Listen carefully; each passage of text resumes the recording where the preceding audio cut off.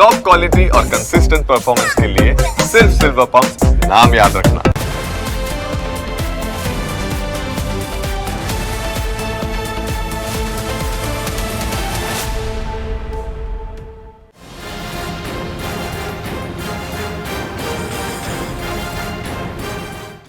Ahmedabad crime બ્રાન્ચે એક એવા આરોપીની ધરપકડ કરી છે જે સાયકો કિલર છે।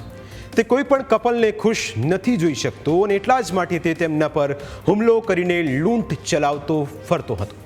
થોડા દિવસ પહેલા તેણે અડાલજ પાસે નર્મદા કેનાલ નજીક આવી જ એક ઘટનાને અંજામ આપ્યો હતો, જેમાં આરોપી વિપુલ પરમારે વૈભવ મનવાણી નામના મોડલ યુવકની હત્યા કરી નાખી। પહેલા આખી ઘટના શું હતી તે જાણીએ, પછી સાયકો કિલર વિપુલ પરમારના કારનામા પણ જાણીશું। વૈભવ મનવાણીનો 20મી સપ્ટેમ્બરે જન્મદિવસ હતો। રાત્રિના સમયે વૈભવ અને તેની ફ્રેન્ડ કારમાં બેઠા હતા। આ દરમિયાન નર્મદા કેનાલ પર વિપુલ પરમાર આવ્યો હતો અને છરી બતાવીને લૂંટ ચલાવવાનો પ્રયાસ કર્યો હતો। યુવક અને યુવતીએ તેનો પ્રતિકાર કરતા તેણે છરીથી હુમલો કર્યો હતો। હુમલામાં વૈભવ મનવાણીનું ઘટના સ્થળે જ મોત થયું હતું, જ્યારે ઇજાગ્રસ્ત યુવતીને સારવાર માટે હોસ્પિટલમાં લઈ જવાઈ હતી। બીજી તરફ ઘટના પછી આરોપીને પકડવા માટે ક્રાઇમ બ્રાન્ચની 5 ટીમો કામે લાગી હતી, જેમાં PI Mehul Chauhan, PI Jayesh Makwana, PI Madhuri Gohil, PI I N. ઘાસુરાની ટીમો સામેલ હતી। આખરે મહિલા પીઆઈ માધુરી ગોહિલની ટીમે આરોપીને ઝડપી પાડવામાં સફળતા હાંસલ કરી છે। ક્રાઇમ બ્રાન્ચના સકંજામાં આવેલો આરોપી વિપુલ પરમાર સનકી માનસિકતા ધરાવે છે। ગાંધીનગરનો રહેવાસી વિપુલ સાયકો કિલર છે। આરોપી વિપુલ જામીન પર જેલમાંથી બહાર આવ્યો હતો। ચોંકાવનારી વાત તો એ હતી કે કેનાલ પાસે ઊભા રહેતા પ્રેમી પંખડાને જ તે નિશાન બનાવતો હતો।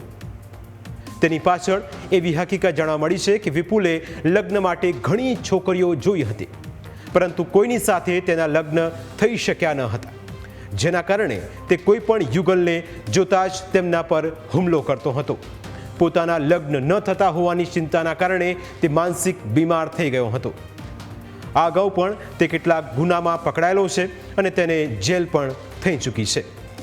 મળતી માહિતી પ્રમાણે વિપુલના પિતા બીજી પત્ની લાવ્યા હતા। બંનેના લગ્ન બાદ એક પુત્રનો જન્મ થયો હતો, જેમાં તેને સતત એવું લાગતું હતું કે તેની સાવકી માતા તેના લગ્ન થવા દેતી નથી અને તેના જ કારણે તે મનોવિકૃત બની ગયો હતો, કારણ કે સાવકી માતા તેની સાથે સારો વ્યવહાર નહોતી કરતી। આ ભેદભાવના કારણે તે ઉશ્કેરાયેલો રહેતો હતો અને આ પ્રકારના કાવતરા કરતો હતો।